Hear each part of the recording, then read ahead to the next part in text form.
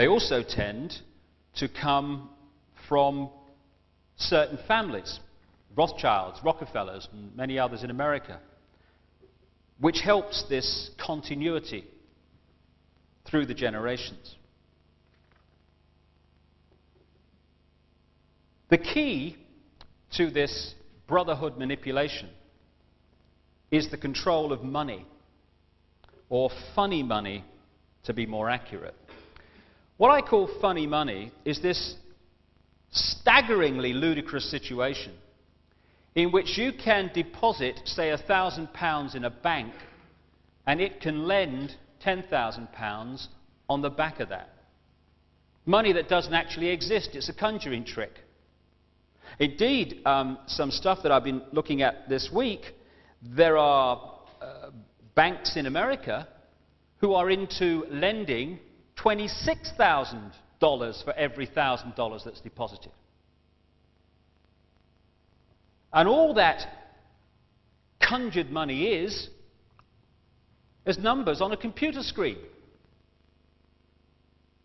And in this way, governments of the world, like the United States and individuals, have over a period of time reached a situation where they are drowning, and the world is drowning, in a tidal wave of debt for money that doesn't really exist.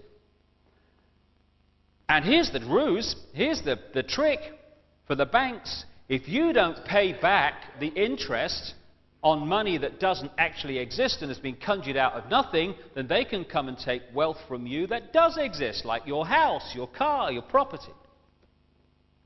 And there's another little thing I was looking at the other day. When money is created for a loan in this way, say a loan of £20,000, the bank creates £20,000. But you're not paying back £20,000. You're paying back £20,000 plus all the interest. But the money created is only the capital, the £20,000. So over the period of paying back that loan, the interest has to come from wealth already in existence.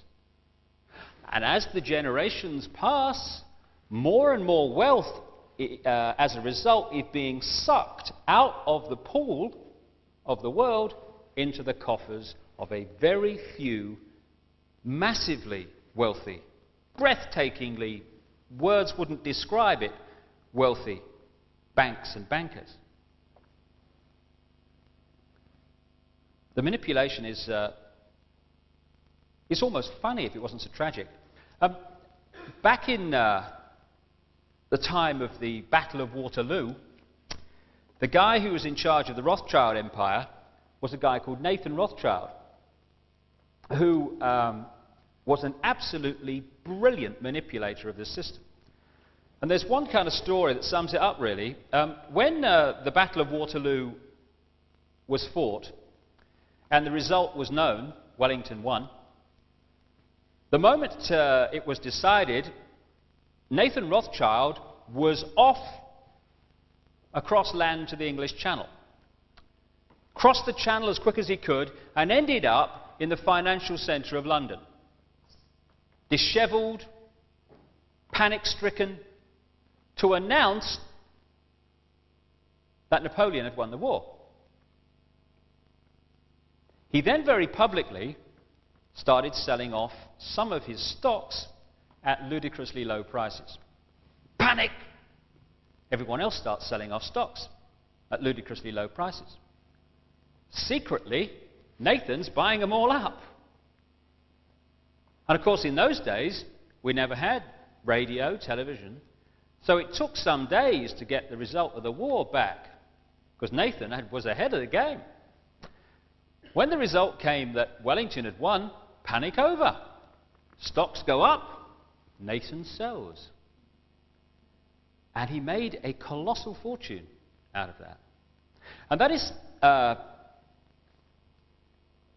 good example of how, right up to the modern world, these things are manipulated. When we turn on the news and we hear about stock market crashes or runs on the pound or whatever, they're not accidents.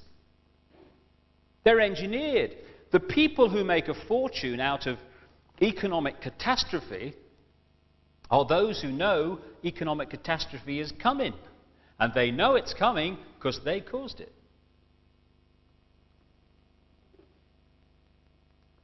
Give you another quick example of how this situation works.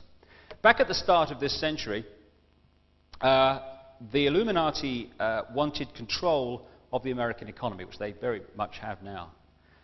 They wanted to create something called the Federal Reserve System, which is, to this day, a cartel of private banks that lend money to the American government at interest of which is paid by the taxpayers of America. So while people are homeless and hungry in America, income tax is being spent on paying interest on money that doesn't exist to private banks. Great work if you can get it. And they kind of brought this about by, back in 1910, the bankers met at a place called Jekyll Island. And they wrote this Federal Reserve Bill, exactly what they wanted to happen. But they had a little bit of a problem in the sense that by this time, the American people, particularly the farmers and such like, were up to here with the behavior of the banks who by now were controlling America. So what did the bankers do? When the bill, which they had written, was made public and proposed, the bankers who had written it vehemently, publicly opposed it. And so the people who were fed up with the behavior of the banks, they looked at that situation and they thought, well, crikey, if they're agin it, we'll have it. And the Federal Reserve Bill was passed. It gave the banks and the Illuminati total control over the American economy, and the public had been persuaded that it was a very good idea because it did the opposite. This is why we have to get wise to this manipulation, because black is white and white is black, and for the best of intentions, we can help this plan if we don't know what's going on and become wise to it. The other thing, which is kind of relevant right to the present day really, the other thing they did in that early part of that century, at the time the Federal Reserve Bill was passed, was they wanted to introduce the federal income tax bill in America.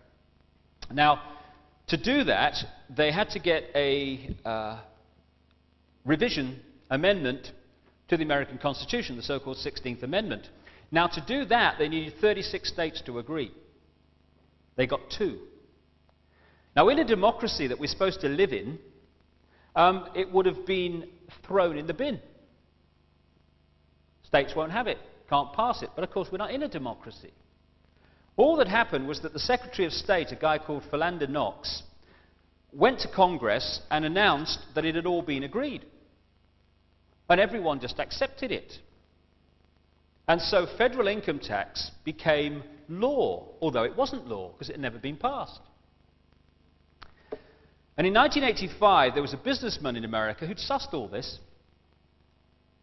and he wouldn't pay his income tax. And they came and took his car. And when they took his car, or whatever it was, I think it was his car, he took them to court. And he won. And Nexus magazine, which is a magazine centered on Australia, but now available in this country and more and more countries around the world, which is dedicated to exposing what's going on, they published a copy of a letter from the head of the Inland Revenue Service in America. That's the equivalent of our Inland Revenue. It's called the Internal Revenue Service in America. And the Internal Revenue Service is a private company which collects federal income tax in America. And the Commissioner for the Internal Revenue, in a memo to all his district directors dated April the 4th, 1985, says that this court case has taken place. The fact that the legislation was never ratified, and he says the effect of this is such that every tax paid into the Treasury since 1913 is due and refundable to every citizen and business in the United States.